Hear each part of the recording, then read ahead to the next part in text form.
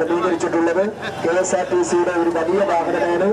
നിശ്ചയമായിട്ടും ഹർഷൻ, നിശ്ചയമായിട്ടും. അതായത് ഞങ്ങളിപ്പോൾ നിൽക്കുന്ന മംഗലപുരം ജംഗ്ഷനിലാണ്. അപ്പോൾ ഒരുപാട് ദൂരെയാണ് ഇപ്പോൾ വാഹനം യഥാർത്ഥത്തിൽ നിൽക്കുന്നത്. എനിക്ക് തോന്നുന്നു കഴക്കൂട്ടം കഴിഞ്ഞ് വെട്ട് റോഡ് കഴിഞ്ഞ് ഇങ്ങോട്ട് എത്തുന്നതേ ഉള്ളൂ.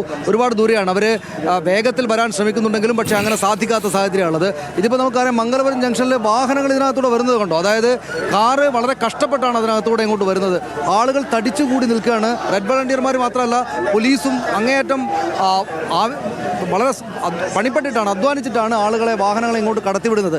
എനിക്ക് യഥാർത്ഥത്തിൽ ആൾക്കൂട്ടത്തിന് നടുവിൽ പോയിട്ട് റിപ്പോർട്ട് ചെയ്യുകയും ആളുകളോട് സംസാരിക്കണം, കാര്യങ്ങളെക്കുറിച്ച് സംസാരിക്കണം, അവരുടെ ബൈറ്റ് എടുക്കണമെന്ന് ആഗ്രഹമുണ്ട്. പക്ഷേ എനിക്ക് അതിനകത്ത് കടക്കാൻ പറ്റാത്ത സാഹചര്യമാണ്. അവിടെ പോലീസും റെഡ് വളണ്ടിയർമാരും ദയവ് ചെയ്ത് ഇതിനകത്ത് നിൽക്കില്ലേ എന്ന് പറഞ്ഞ് ഇങ്ങോട്ട് വിട്ടിരിക്കുകയാണ്. കാരണം അത്രമാത്രം വലിയ തിരക്കാണ് അവിടെയുള്ളത്. ഈ പകല് ഈ സംഭവം ഇന്നലെ VS അച്യുതാനന്ദൻ്റെ ദേഹവിയോഗ വാർത്ത പുറത്തേക്ക് അറിഞ്ഞ് സ്വാഭാവികമായിട്ടും ഈ കാര്യങ്ങൾ എങ്ങനെയായിരിക്കും, സംസ്കാര ചടങ്ങ് എങ്ങനെയായിരിക്കും, വിലാപയാത്രയുടെ മുന്നോട്ട് പോക്ക് എന്നതൊക്കെ അറിഞ്ഞതിന് ശേഷം ഒരു തിരക്കുണ്ടാകുമെന്ന് നമ്മൾ പ്രതീക്ഷിച്ചിരുന്നു. VS അച്യുതാനന്ദൻ കേരളത്തിലെ ജനപ്രിയനായിട്ടുള്ള ആളാണ്, ഏറ്റവും പ്രധാനപ്പെട്ട ആളാണ്. ഒരു തിരക്ക് നമ്മൾ പ്രതീക്ഷിച്ചിരുന്നു. പക്ഷേ അതിൻ്റെ ഇരട്ടിയായിട്ടാണ് നമ്മളിവിടെ കാണുന്നത് എന്നതാണ് വസ്തുത. അതായത് നമ്മൾ നേരത്തെ പറഞ്ഞുവല്ലോ ഹർഷൻ, ഞാൻ ഈ ക്യാമറയെ അങ്ങോട്ട് മൂവ് ചെയ്യേണ്ടെന്ന് പറഞ്ഞത്. അവിടെ നിന്ന് കണ്ടോ, അവിടെ വാഹനം തടഞ്ഞിരിക്കുകയാണ്. വാഹനം ഇങ്ങോട്ട് വരാൻ പറ്റാതെ നിൽക്കുകയാണ്. അവിടെ ഒരു KSRTC ബസ് കുടുങ്ങിയിരിക്കുകയാണ്.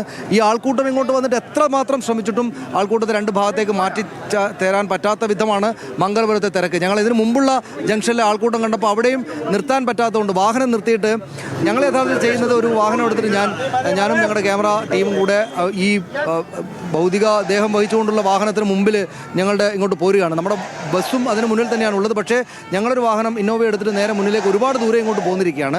കഴിഞ്ഞ ജംഗ്ഷനിൽ നിറയെ ആൾക്കൂട്ടമുള്ളതുകൊണ്ട് അവിടെ നിർത്തി ഇറങ്ങാൻ നോക്കുമ്പോഴേക്ക് പക്ഷേ ഈ പറഞ്ഞ പോലെയായിരുന്നു, വാഹനങ്ങൾ കൊണ്ട് അവിടെ വാഹനം കൊണ്ടിട്ടാൽ അവിടെ കൂടുതൽ പ്രയാസം ഉണ്ടാകുന്നതുകൊണ്ടാണ് ഞങ്ങൾ ഇങ്ങോട്ട് പോകുന്നത്. ഇവിടെയും പക്ഷേ ഇത് തന്നെയാണ് നില. ഇങ്ങനെ വിട്ടുപോവുകയാണെങ്കിൽ ഓരോ സ്ഥലത്ത് നിന്ന് റിപ്പോർട്ട് ചെയ്യാൻ പറ്റാത്തതുകൊണ്ടാണ് ഇങ്ങോട്ടേക്ക് മാറി വന്നത്. ഹർഷൻ നേരത്തെ പറഞ്ഞതുപോലെ രാഷ്ട്രീയ കേരളത്തിൻ്റെ നമ്മളിപ്പോൾ ഒരു മരണം റിപ്പോർട്ട് ചെയ്യുകയാണ്. അദ്ദേഹത്തിൻ്റെ അന്ത്യ സംസ്കാരത്തിനായിട്ടുള്ള യാത്ര, വിലാപയാത്ര എന്ന് വിളിക്കേണ്ടുന്ന, സാങ്കേതികമായിട്ട് വിലാപയാത്രയായിട്ടുള്ള ആ വിലാപയാത്രയാണ് നമ്മൾ റിപ്പോർട്ട് ചെയ്യേണ്ടത്. പക്ഷേ ഇതൊരു രാഷ്ട്രീയ ആവേശയാത്രയായിട്ട് മാറിയിരിക്കുന്നു എന്നതാണ് അതിൻ്റെ സാഹചര്യം. എല്ലാവരും അദ്ദേഹത്തിൻ്റെ രാഷ്ട്രീയത്തെക്കുറിച്ച് ആലോചിക്കുകയാണ്. അദ്ദേഹം ഉണ്ടാക്കി വെച്ച വ്യതിരിക്തമായുള്ള രാഷ്ട്രീയ പാതയെ കുറിച്ചാണ് അദ്ദേഹത്തിൻ്റെ രാഷ്ട്രീയത്തിൽ വിശ്വസിക്കാത്ത, അദ്ദേഹത്തിൻ്റെ രാഷ്ട്രീയ പാർട്ടിയിൽ വിശ്വസിക്കാത്ത ആളുകളടക്കം ഇപ്പോൾ കരുതുന്നത്. എനിക്ക് തോന്നുന്നു ഹർഷൻ, അതായത് ഇവിടെ മുദ്രാവാക്യം വിളിക്കുന്നത്, പലയിടത്തും മുദ്രാവാക്യം വിളിക്കുന്നത് CPIMൻ്റെ അണികൾ മാത്രമല്ല, മറ്റുള്ള ആളുകളും കൂടെ ചേർന്ന് ആണ് എന്നാണ്. CPIMൻ്റെ അണികൾ മാത്രമല്ല പലയിടത്തും മുദ്രാവാക്യം വിളിക്കുന്നത്.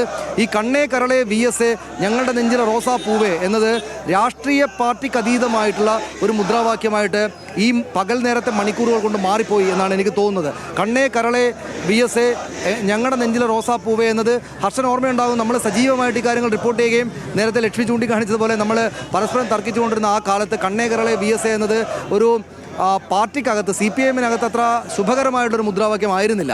അതായത് അതൊരു വ്യക്തിപൂജയുടെ ലെവലിലേക്ക് എത്തുന്ന ഒരു മുദ്രാവാക്യം വിളിയാണ്. അതുകൊണ്ട് ആ മുദ്രാവാക്യം വിളി പാടില്ല എന്നതായിരുന്നു ആ കാലത്തുള്ള നിയമം, അല്ലെങ്കിൽ ഒരു എഴുതപ്പെടാത്തൊരു, ലിഖിതമല്ലാത്തൊരു നിയമം. പക്ഷേ അത് എല്ലാ സ്ഥലത്തും അത് റിപ്പോർട്ട് ചെയ്യപ്പെടുന്നുണ്ടായിരുന്നു. പക്ഷേ ഇപ്പോൾ അതല്ല. ഇപ്പോൾ എന്താ സംഭവിച്ചിരിക്കുന്നത് വെച്ചാൽ, ആ മുദ്രാവാക്യം വളരെ പെട്ടെന്ന് വളരെ ജനകീയമായിട്ടുള്ള VS അച്യുതാനന്ദന് മാത്രം അവകാശപ്പെട്ട ഒരു മുദ്രാവാക്യമായിട്ട് അത് മാറിപ്പോയി. അദ്ദേഹത്തിന് സഖാവ് VS എന്ന് നമ്മൾ വിളിക്കുകയാണ്, VS അച്യുതാനന്ദൻ എന്ന് വിളിക്കുകയാണ്. എല്ലാ തരത്തിലുള്ള ആളുകളും അദ്ദേഹത്തിന് ആദരവോടുകൂടി നോക്കിക്കാണിക്കുമ്പോൾ പക്ഷേ ഉണ്ടാകുന്ന സംഭവം എന്താണെന്ന് വെച്ചാൽ, ഈ മുദ്രാവാക്യം വിളി കണ്ണേ കരളെ VS ഞങ്ങളുടെ നെഞ്ചിലെ റോസാപ്പൂവെ VS അച്യുതാനന്ദന് വേണ്ടി മാത്രമായിട്ട് ഉള്ള എല്ലാവരും ചേർന്ന് വിളിക്കുന്നത്. അത് CPIMകാർ മാത്രമല്ല, CPIMകാർ അപ്പാടെ വിളിക്കുകയാണ്. നേരത്തെ അത് CPIMകാർ VS അച്യുതാനന്ദൻ വരുന്ന ചടങ്ങുകളിൽ വലിയ മുദ്രാവാക്യം വിളികളുണ്ടായപ്പോൾ ആ പാർട്ടിക്കകത്ത് തന്നെയും അതൊരു ചെറിയ ബുദ്ധിമുട്ട് ഉണ്ടാക്കി എന്ന തരത്തിലുള്ള വർത്തമാനം ആ ഘട്ടത്തിൽ ഉണ്ടായിരുന്നെങ്കിൽ, ഇപ്പോൾ പക്ഷേ അത് ജനകീയമായിട്ടുള്ള CPIM പ്രവർത്തകർ എല്ലാവരും വിളിക്കുകയാണ്. CPIMന് പുറത്തുള്ള രാഷ്ട്രീയത്തിൽ വിശ്വസിക്കുന്ന ആളുകൾ മുദ്രാവാക്യം വിളിക്കുകയാണ്. നമ്മൾ കഴിഞ്ഞ ജംഗ്ഷനിൽ കണ്ടുവല്ലോ, ഒരു അച്ഛൻ ഒരു ചെറിയ കുഞ്ഞിനെയും കൊണ്ട്, ഒരു പെൺകുഞ്ഞിനെയും കൊണ്ട് ഈ പരിപാടിയിൽ, ക്ഷമിക്കണം, അദ്ദേഹത്തെ കാണാൻ വേണ്ടിയിട്ട് വന്ന് നിൽക്കുകയാണ്. ഈ വാഹനങ്ങൾ ഇങ്ങനെ പോകുന്നതുകൊണ്ട് ഇടയ്ക്ക് ശ്രദ്ധ തരുന്നതുകൊണ്ടാണ് ഞാനത്. അപ്പോൾ അദ്ദേഹത്തെ വന്ന് കാണാൻ വേണ്ടി കാത്തു നിൽക്കുകയാണ്, ചെറിയ കുഞ്ഞിനെയും കൊണ്ട്. ഞാൻ സ്വാഭാവികമായിട്ടും കരുതി അദ്ദേഹം ഒരു കടുത്ത പാർട്ടി കുടുംബത്തിലെ ആളായിരിക്കുന്നതാണ്, ഒരു തൊഴിലാളികളുടെ സുഹൃത്ത്. അദ്ദേഹത്തോട് ഞാൻ സംസാരിച്ചു. അദ്ദേഹം വളരെ വികാരവായ്പോടെ, നമ്മളത് കേട്ടാണ്, വികാരവായ്പോടെ VSനെ കുറിച്ച് പറഞ്ഞു. ഞാൻ വെറുതെ മൈക്ക് തിരിച്ചെടുത്ത് പോകുമ്പോൾ വെറുതെ ചോദിച്ചാണ് CPIMകാരനായിരിക്കുമല്ലോ അല്ലേ എന്ന്. പക്ഷേ അദ്ദേഹം പറഞ്ഞത് ഞാൻ കോൺഗ്രസ്സുകാരനാണ് എന്നാണ്. ഒരു കോൺഗ്രസിൻ്റെ പ്രവർത്തകൻ അദ്ദേഹത്തിൻ്റെ കുഞ്ഞു മകളെയും കൊണ്ട് മണിക്കൂറുകളായിട്ട് ഇവിടെ കാത്തു നിൽക്കുകയാണ്. ആരെ കാണാനാണ്? CPIMൻ്റെ പോളിറ്റ് ബ്യൂറോ അംഗം വരെയായിരുന്ന, CPIMൻ്റെ സമുന്നതനായ ശക്തനായിട്ടുള്ള നേതാവുള്ള വി എസ് അച്യുതാനന്ദനെ കാണാൻ ആയിട്ട്. അതായത് രാഷ്ട്രീയാതീതമായിട്ടുള്ള സ്നേഹാദരവുകൾ കേരളം അദ്ദേഹത്തിന് നൽകിയിരുന്നു. രാഷ്ട്രീയാതീതമായിട്ടുള്ളൊരു കേരളത്തെ, രാഷ്ട്രീയാതീതമായിട്ട് തന്നെയും ഈ കേരളത്തെ മികച്ചതായിട്ട് നിർമ്മിക്കാനായിട്ട് വന്ന ഒരാളായിരുന്നു വി എസ് അച്യുതാനന്ദൻ. അതുകൊണ്ട് അദ്ദേഹത്തോടുള്ള സ്നേഹം 10 മടങ്ങ് പലിശയടക്കം ഈ ജനതതി അദ്ദേഹത്തിന് തിരിച്ചു നൽകുന്നതിൻ്റെ കാഴ്ചയാണ് നമ്മൾ കാണുന്നത്. ഇതാ നോക്കൂ, ഇവിടെ ഈ വാഹനങ്ങൾ വളരെ പാടുപെട്ടാണ് ഇതിനകത്തൂടെ കടന്നു വരുന്നത്. മാധ്യമങ്ങളുടെ വാഹനങ്ങളുണ്ട്, പലതും കടന്നു വരികയാണ്. അല്പസമയത്തിന് കൂടെ കഴിഞ്ഞാൽ മാത്രമേ ഹർഷൻ ലക്ഷ്മി ആ വാഹനം, അദ്ദേഹത്തിൻ്റെ ഭൗതിക ശരീരത്തെയും വഹിച്ചുകൊണ്ടുള്ള വാഹനം ഇങ്ങോട്ടേക്ക് വരികയുള്ളൂ. നോക്കൂ, ഇത് നമ്മൾ മറ്റേതെങ്കിലും ഒരു രാഷ്ട്രീയ ഇവൻ്റ് പോലെ വളരെ ആവേശത്തോടു കൂടി ആണ് എല്ലാ മാധ്യമങ്ങളും മാധ്യമപ്രവർത്തനം റിപ്പോർട്ട് ചെയ്തുകൊണ്ടിരിക്കുന്നത്.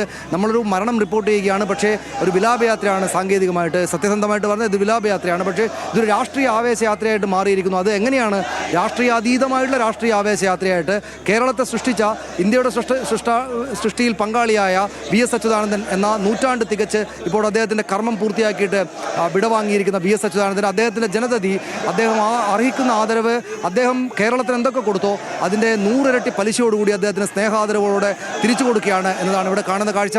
നിശ്ചയമായിട്ടും ഒരു മരണവാർത്ത, ഒരു മരണാനന്തരമുള്ള അദ്ദേഹത്തിൻ്റെ സംസ്കാര ചടങ്ങുകളിലേക്കുള്ള യാത്ര റിപ്പോർട്ട് ചെയ്യുമ്പോൾ പക്ഷേ ഇടയ്ക്കെങ്കിലും വല്ലാത്ത തോതിൽ ആവേശം വന്ന് മൂടുന്നത് നിശ്ചയമായിട്ടും പറയേണ്ടത് തന്നെയാണ് ഹർഷൻ. നമുക്ക് അടുത്ത പോയിന്റിലേക്ക് പോകേണ്ടതുകൊണ്ട് ഞാനിവിടെ നിർത്തുകയാണ്.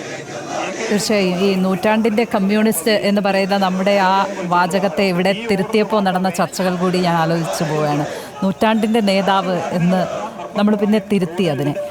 ശരിക്കും പറഞ്ഞാൽ നേരത്തെ പറഞ്ഞ പോലെ പാർട്ടിയിൽ ഒറ്റപ്പെടുമ്പോൾ, പരാജയങ്ങൾ നേരിടുമ്പോൾ ഒക്കെ പാർട്ടിക്ക് പുറത്തേക്ക് പടരുകയായിരുന്നു വി എസ് അല്ലേ. ഇപ്പോൾ അത് ലീഗുകാർക്കിടയിലായിക്കോട്ടെ, കോൺഗ്രസ്സുകാർക്കിടയിലായിക്കോട്ടെ, ഇനി BJP-ക്കാർക്കിടയിലായിക്കോട്ടെ, വി എസിനെ ഏറ്റെടുക്കുവാൻ എല്ലാ പാർട്ടിയിലും ആളുകൾ ഉണ്ടായിരുന്നു എന്നുള്ളതാണ്. എല്ലാ ധാരകളിലുള്ളവരും വി എസിനെ ഏറ്റെടുത്തു എന്നുള്ളിടത്താണ് വി എസിൻ്റെ വിജയമെന്ന് തോന്നുന്നു.